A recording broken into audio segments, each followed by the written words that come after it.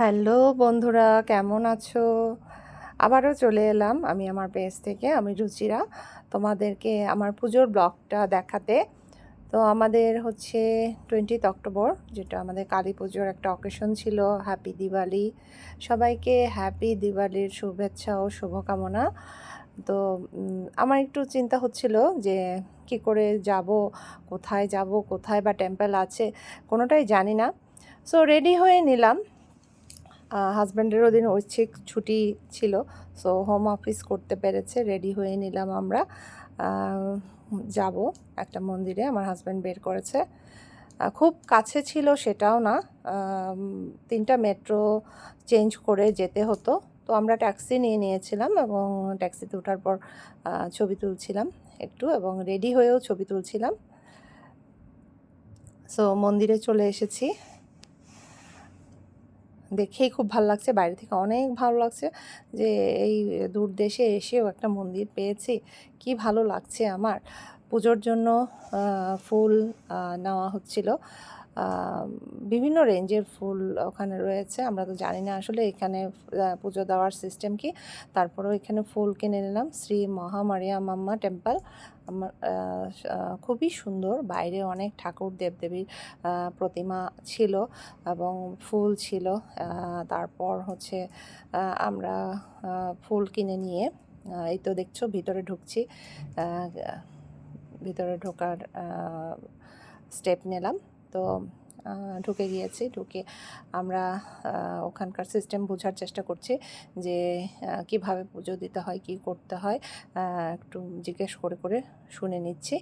দেন ভিতরে ঢুকে গেলাম এবং ভিতরে গিয়ে কথা বলে বুঝে নিলাম যে আসলে পুজোর থালিও পাওয়া যায় ওখানে, যেটা আমরা ভেতর থেকে কিনতে পারবো, এবং সেটা আমরা কিনে নিয়েছি। কিনে নিয়ে এখানে মা দুর্গা, মা কালী, শিব ঠাকুর এবং গণেশ ঠাকুর, অনেক ঠাকুরই এখানে আছে। সো এখানে সাউথ ইন্ডিয়ান পুরোহিতরা আছেন ভিতরে, যারা পুজো করছেন, এবং বাঙালি, বৌদ্ধ, থাই, তারপর ইন্ডিয়ান অনেকেই আছে এখানে।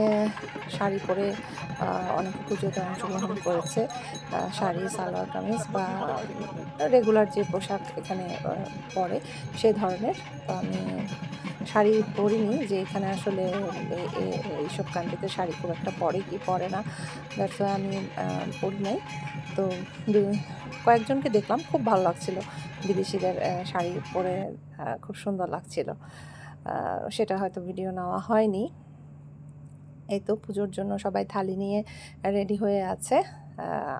আমরা পুজোর ভেতরের পার্টটা আসলে, যেখানে আমরা ফল ফুল, মধু, ঘি নিবেদন করি, সেই জায়গাটা আসলে ভিডিও করা যায় না, সেজন্য আমরা ওই অংশটুকু দেখাতে পারি নাই। তো আমরা পুজো দিয়ে এসে ঠাকুরের কাছে ফুল ফল সব নিবেদন করে এসে এখানে বাইরে দাঁড়িয়ে দেখছি যে এখানে কালী পুজোর প্রিপারেশন চলছে, যেটা তোমরা দেখতে পেলে এক সাইডে।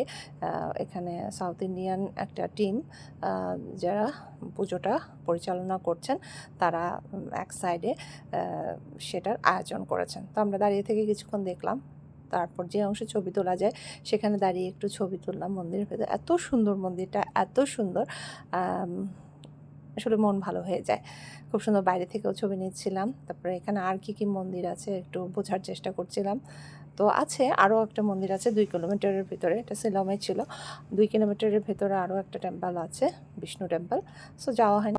তো এই তো এইভাবেই পুজো কাটলো, তোমাদের সাথে শেয়ার করলাম যতটুকু পেরেছি। তো ভালো থাকবে সবাই, নেক্সট ব্লগে আবার দেখা হবে। Bye bye.